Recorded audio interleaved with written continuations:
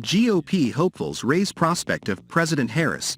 As way to undercut Biden, Republican presidential candidates are increasingly making Vice President Kamala Harris their prime target as they jockey for attention from voters, focusing on the number 2 Democrat rather than President Joe Biden. In statements, speeches, televised interviews and emails, they suggest that a vote for Biden, who would be 82 at the start of his next term, would really be a vote for an even more unpredictable and dangerous presidency under Harris, 22 years his junior. Florida Governor Ron DeSantis was all too eager to get into an extended back and forth with Harris in recent days when the Florida governor defended the state's new Black history curriculum after Harris panned the history standards as extremists, just pushing propaganda on our children. That spurred a multi-day back and forth between DeSantis and Harris that reached a point where DeSantis' office published a letter inviting the vice president to debate him in Florida. Harris declined.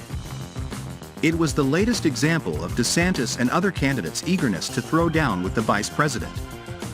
They want to contrast themselves not just with each other or Biden, but Harris, too. The differences can be seen in Harris's own campaigning, which has involved focusing on issues where Republicans and Democrats share virtually no middle ground. On the same day that nearly the entire GOP field attended the Lincoln Day dinner in Des Moines, she traveled to the same city to discuss abortion rights. It's not unheard of for a presidential campaign to take aim at an opposing campaign's vice presidential pick. In 2004, the George W. Bush re-election campaign went out of its way to portray then-Sen. John Edwards as a policy lightweight. And in the 2008 presidential race, then-Sen. John McCain liked to mock Biden as Joe the Biden in stump speeches. Democrats at the time warned that if McCain won, then Alaska Governor Sarah Palin would be one heartbeat away from the presidency, akin to the argument being made by Republicans about Harris and Biden now. Anyone is better than President Kamala Harris. Anyone, former South Carolina Governor Nikki Haley said during an appearance on Fox News in July. She was asked whether she meant Biden. She didn't. Well, I think it's President Harris. A vote for President Biden is a vote for Kamala Harris, she said. Similarly, during a June stop in Georgia, DeSantis offered the specter of a Harris presidency as something worse than a second Biden term. We're running to win and to deliver, and that's really the only reason to run, and I feel compelled to do it, because I think that if we muff this one and Biden gets in again, heck, you may end up with Kamala as president. In an April town hall in New Hampshire, former New Jersey Governor Chris Christie went even further, linking voting for Trump to Harris becoming president. And let me promise you that he is the nominee in 2024. Joe Biden will be the president in 2025 at 83 years old.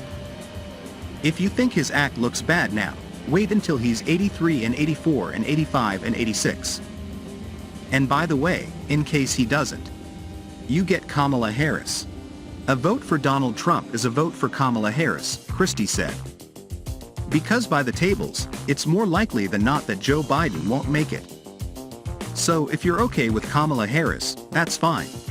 That's your call. It's your choice.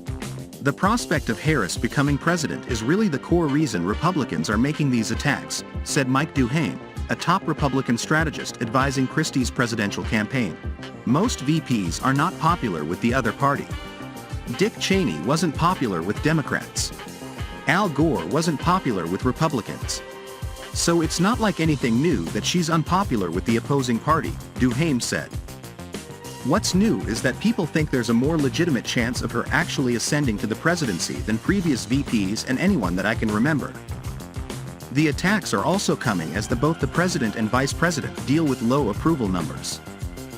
A SSRS CNN poll from July found Harris approval numbers underwater with 57% disapproving of her while 42% approving of her.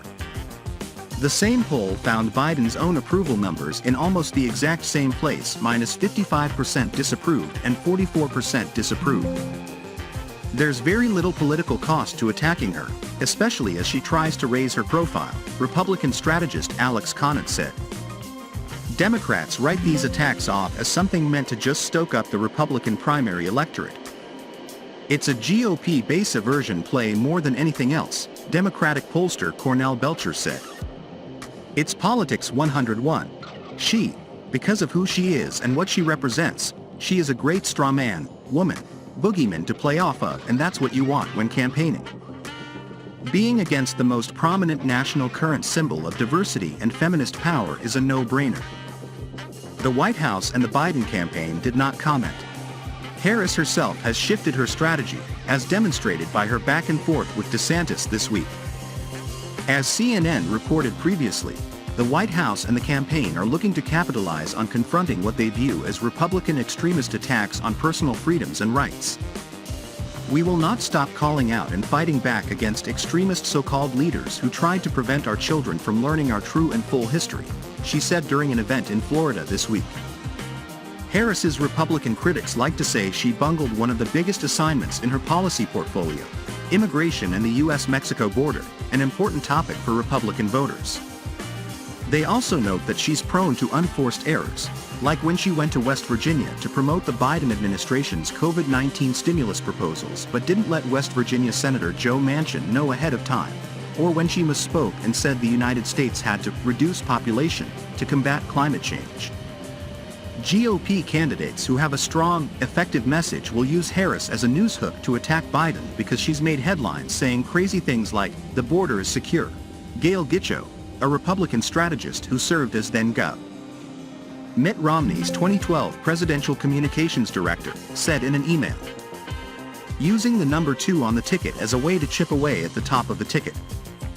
Republicans view her as someone who can mangle a message and create viral statements, not unlike what Dan Quayle and Sarah Palin were to Democrats. Still, there's one key Republican who hasn't spent much time criticizing Harris.